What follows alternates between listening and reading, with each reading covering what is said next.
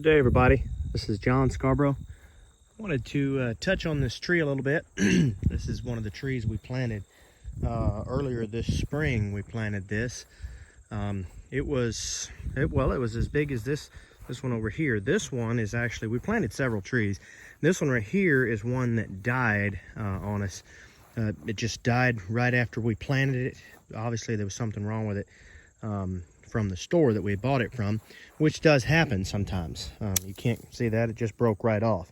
Now we're going to leave it in the ground, and I barely did anything to that at all, but that's usually a pretty good test of whether it's dead or whether it's just died back for the year, is if it'll break all the way off. So it's actually died and fallen all the way off. Now I will leave it in the ground and wait until next spring before I dig it out and replace it with something else. This is a side note, but because I have seen them come back, so the roots were still alive. Something caused the rest of it to die, but the roots are still alive, and then they'll store that energy and come back in the spring. So we will give it that chance to see. It will definitely be set back, but we're going to give it that chance and just see if it will take off. And then anyway, so that's a side note. That's what you do if you do that. The point is that was up to my waist, and now both of these were the same height and tree. In fact, if I remember right, it nearly seems like that one was looking a little bit better, because I remember choosing that one specifically because of the variety. I remember choosing it and thinking that's a really good looking tree, and then this one I got because it was another variety, and I needed a second variety to go with that one. So I got this one. So if I remember right, it was a little bit, not quite as good looking, but whatever the case may be, it was a little bit lower. It was definitely not any taller than it is right there. That was probably its max height, and it was very narrow. I mean, it was no thicker than that right there. And we've got about 1.5 inches at the bottom, nearly 1.25 inches right here. Okay, so we've gained a lot of thickness and girth to that as well. So you can tell from the bottom, where that bottom limb is, all the way up, that's all new growth. Every bit of that is new growth. We've doubled in height for sure, if not more than that. I really think we've done more, because that was about 3 foot tall. I'm about 6 foot, and that's 7 foot in places. Definitely above my head for sure. And it may be, if I look at it straight up, I mean, it might be 7.5 foot. It's pretty tall for sure. But anyway, so we've gained a lot of height there. Now, I am noticing some signs of, possible signs of some kind of a bug or attacking it or something, but we're nearly to fall. A lot of the leaves are starting to change color, so that's partly that. Anybody that specializes in this, if you do notice anything while I'm showing these videos, I would definitely appreciate comments on that, because I know a little about fruit trees, but I don't know everything. Obviously, I don't claim to know everything for sure. So definitely feel free to put your comments in there.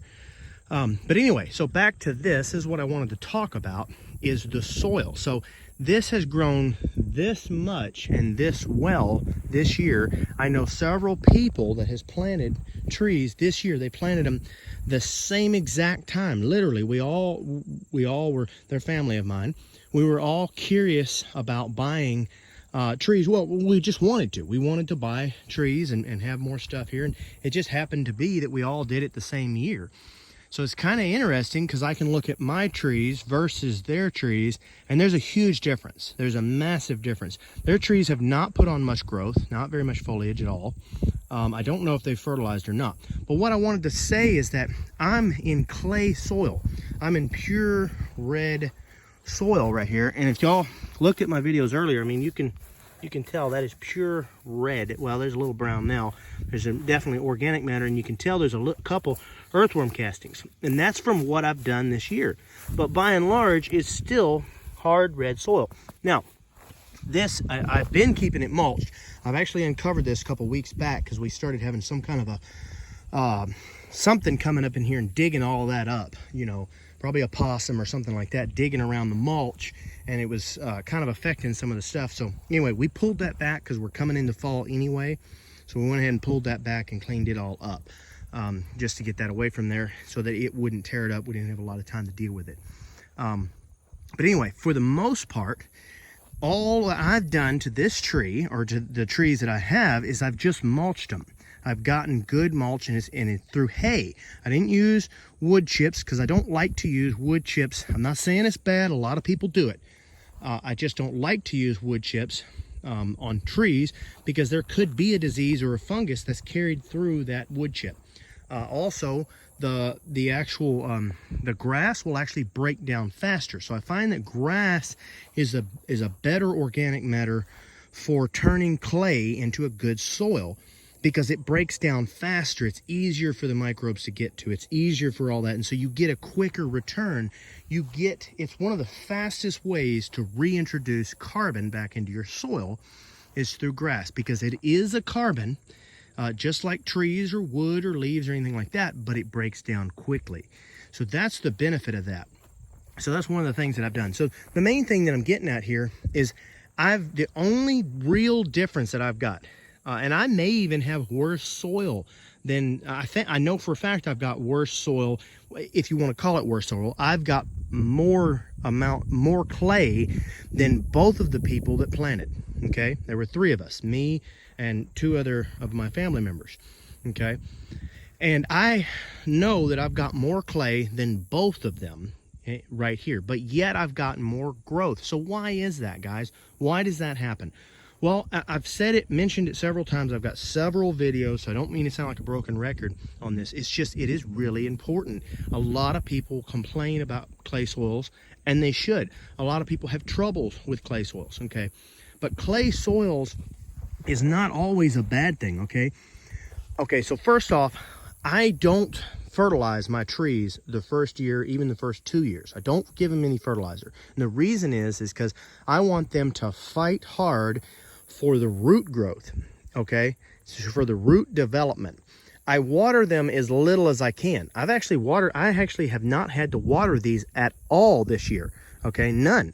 Now, that's partly due to the fact that we've had a wetter summer, okay?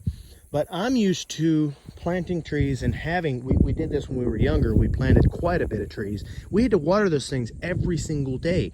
And that was sandy soils, okay? These we have not had to water at all. Now, the clay, one reason is because clay will hold water. Most of the time you have a problem with it holding too much water. But the nice thing about the hay is it aerates the soil, okay? So we did several things that made this better. Okay, so the fact that it got this big without any fertility, that means that the roots did their job. They were able to push out and get what they need, harvest what they needed from the soil. So how were they able to do that in compacted clay soil? Well, it's very simple. With that mulch all the way around there, not only did we wake up microbes and do a lot of good there, but we've also softened the soil and left it softer all the way around that tree. Now, we didn't get right up to it. We made sure we left a hole so the tree itself can breathe.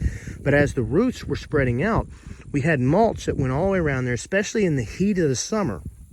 And that allowed the ground to stay cooler and to stay wet, stay moist, just enough, not too much.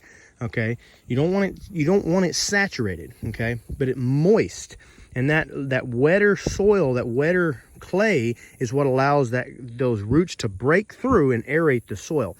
So anyway, that's the biggest thing I wanted to touch on here in this video. I just wanted to show this. This is a wonderful example. This has grown quite well, and there's several other trees that I could show you that we've planted this year that have done this well or better.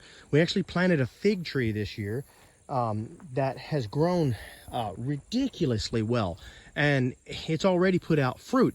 Now, typically, I like to break off my fruit, and I don't like to let it ripen the first year. This one grew out so fast, I broke off all the fruit off of it. Next thing I know, I turned back around, and there's more fruit blowing out of it, and it's ripe. And so I was like, well, I might as well eat it. And I got to tell y'all guys, it was delicious, all right? So all that I've done is done the right applications, which you can find in my videos. There's different things you can do to the clay. I've got multiple videos talking about clay soils and things you can do. All I've done is I've applied those different things. The main one is the mulch via the hay, okay? That's the biggest one, but there's several things you can do. I'm not going to touch on them all here. I've got other videos for that. But the point is that by doing the right thing to clay, clay is actually very nutritionally dense. In fact, sometimes it can have more nutrients, more things inside that clay than any other soil.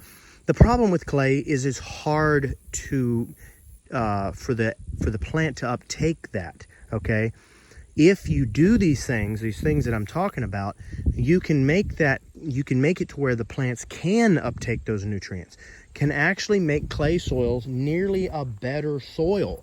Okay, I'm not going to say it's a better soil. Obviously, we all know that sandy soil is good, but the point is that there can be a lot of plus sides to it if you do it right. So anyway, I just wanted to throw this example out here. I thought it was a wonderful example. We've got a beautiful day here in October, I think it is.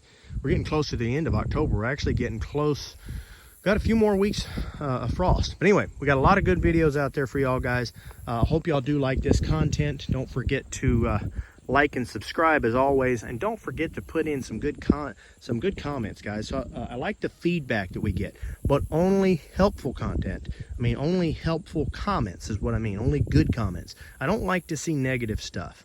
There's just no reason for that. But there is plenty room for everybody to put out their own thoughts on this, their own examples, especially if you have a background where you know something about this. Put it out there. I'm never afraid to learn new things, and I really appreciate hearing all that. So guys, y'all have a wonderful day, and I'm signing off.